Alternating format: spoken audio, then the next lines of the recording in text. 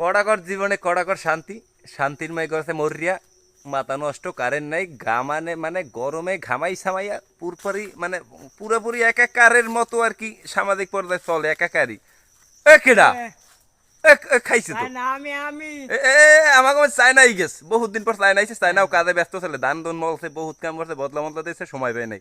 কিন্তু হঠাৎ করে চায়না চললে চায়না, আমি হ্যাঁ, গরমের লেগে একটা দর্শকের মনে একটা ভিডিও বানাই যে আমার কিন্তু অবস্থা খারাপ গরমে দেখতে পাইতেছ।